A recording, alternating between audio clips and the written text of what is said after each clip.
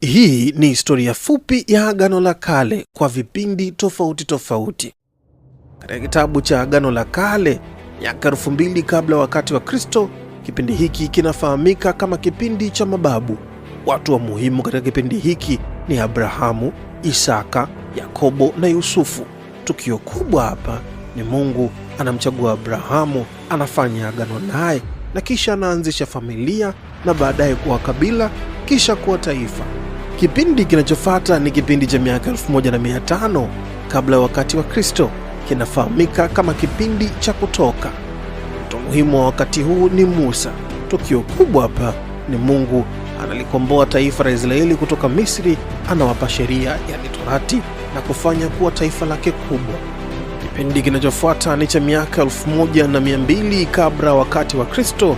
Kipindi hiki kinafahamika kama kipindi cha Waamuzi.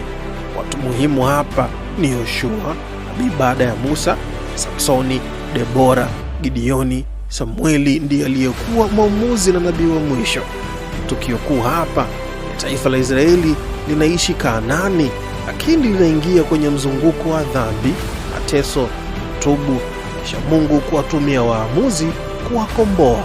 Kipindi kifuatacho ni kipindi cha miaka 1000 kabla wakati wa Kristo. Kipindi hiki kinafahamika kama kipindi cha ufalme.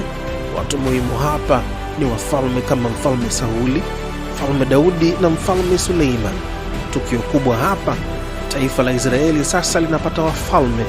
Daudi anafanya Yerusalemu kuwa mji mkuu, kisha baadaye mwanawe Suleiman analijenga hekalu. Kipindi kinachofuata ni kipindi cha miaka 500 kabla wakati wa Kristo, kinafahamika kama kipindi cha uhamisho, wakitoka utumwa katika taifa la Babeli na Waashuri.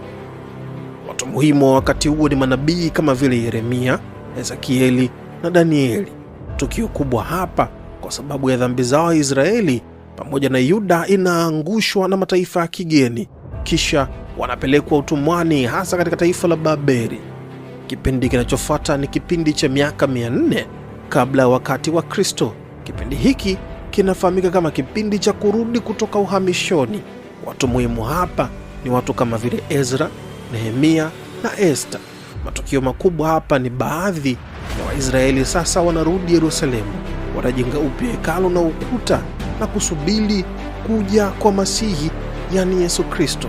Kwa hivyo kwa ufupi tu ni kwamba Agano la Kale linaanza na mababu, yani Abrahamu, linaendelea na kipindi cha kutoka Misri ambapo Musa ni mtu muhimu, kinafuata kipindi cha waamuzi, kisha kinafuata kipindi cha wafalme, baadaye wanakwenda utumwani Babeli na hatimaye wanarudi Yerusalemu wakimsubiri Masihi, yani Yesu Kristo.